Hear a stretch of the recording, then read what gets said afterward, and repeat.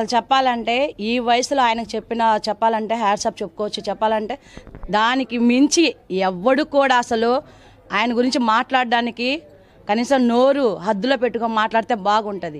ఇంత పెద్ద వయసులో ఉండి కూడా ఆయన ఆరోగ్యం కూడా ఆలోచించకుండా ఇంత లోతెత్తు ప్రాంతంలో కూడా ఉండి కూడా నీళ్ళల్లో దిగి అమ్మ మీకేమి భయపడొద్దు, మీకు ఎటువంటి సాయమైనా నేనున్నాను ఒక తోబుట్టోళ్ళలాగా అని చెప్పి ఇంటింటికి వచ్చి గడపకు వచ్చి సమాధానం చెప్పడం కూడా జరిగింది. అన్న నీటిలో దిగినప్పుడు కూడా ఏమో కళ్ళు దొబ్బినాయా జనాభాకి, ఈ వయసులో ఆ మాత్రం చేశాడు. మీ వైసీపీ ప్రభుత్వం ఒక్కరన్నా వచ్చి బొడివేళకి ఎక్కడైనా గేట్లు ఉన్నాయా? గేట్ అంటూ ఉంటుందా? అసలు మాట్లాడడానికి అర్థం ఉండాలి కదా. అది వాళ్ళ పరిపాలన అంటే.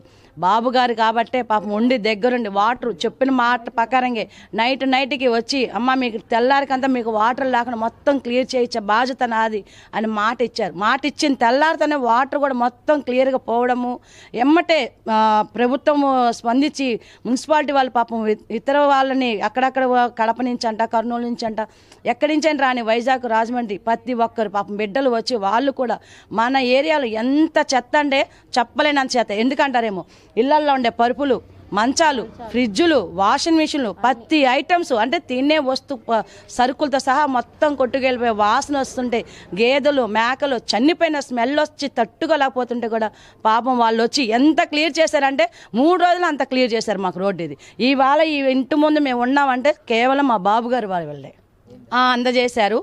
రేషన్ బియ్యం అందజేశారు. కొంతమందికి బాగలేవని కొంతమంది అన్నా కూడా మీరు బాగోలేవని చెప్పి మీరు బాధపడద్దు, మళ్ళీ మాకు రిటర్న్ ఇచ్చేయండి అమ్మ అని కూడా వాళ్ళు చెప్పడం కూడా జరిగింది.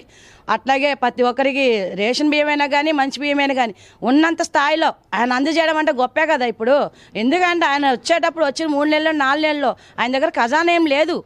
బాబు గారి దగ్గర అందరికీ ఇంటింటి పాలు ఇచ్చేయడానికి. అటు అనుకుంటే జగన్మోహన్ రెడ్డి వచ్చినప్పుడు కృష్ణానది పొంగి కృష్ణలంక మొత్తం కొట్టుకుపోయింది, ఇల్లులతో సహా కట్టుకుపోయినాయి. ఆ రోజు ఆయన ఏం చేశాడయ్యా? కనీసం మంచినీళ్ళు ఇచ్చాడా? కనీసం తినడానికి ఒక ముద్ద అన్నం పెట్టాడా? లేదు. ఎక్కడ నీటిలో ఉన్నా కూడా మనిషత్తు లోతు నీళ్ళు ఉన్నా కూడా నడుం లోతు నీళ్ళు వచ్చిన తర్వాత కూడా మాకు మంచినీళ్ళు బాటిల్స్ అందియడమే కానీ, ఫుడ్ అందియడమే కానీ, పులిహారే కానీ ఏదైనా కానీ ఇంటింటికి అందజేయడం జరిగింది. మాకైతే మాకు తెలిసినంత వరకు ఏ ప్రభుత్వం కూడా ఇలా చేసి ఉండదు కూడా నాకు తెలిసి. అది వచ్చారండి, వచ్చి నీళ్ళని మొత్తం క్లియర్ అయినాక చూసుకున్నారు, రాసుకున్నారు. అమ్మ మీ ఇంట్లో ఏమేమి పోయినా ఏంటని కూడా చెప్పారు.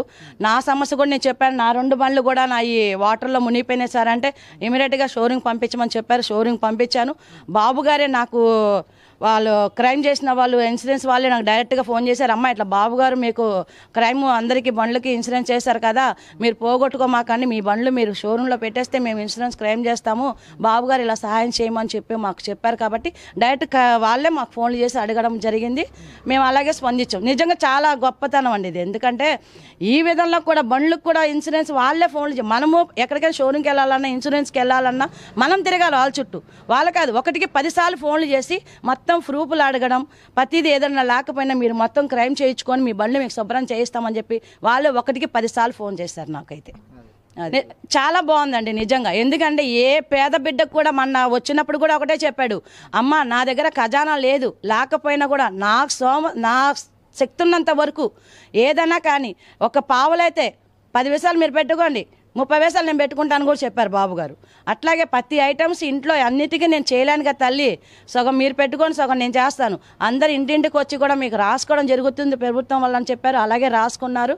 మరి బాబు గారు మాట ఇచ్చారంటే పక్కాగా జరుగుద్దని మా అందరికీ తెలుసు ఆ విషయం.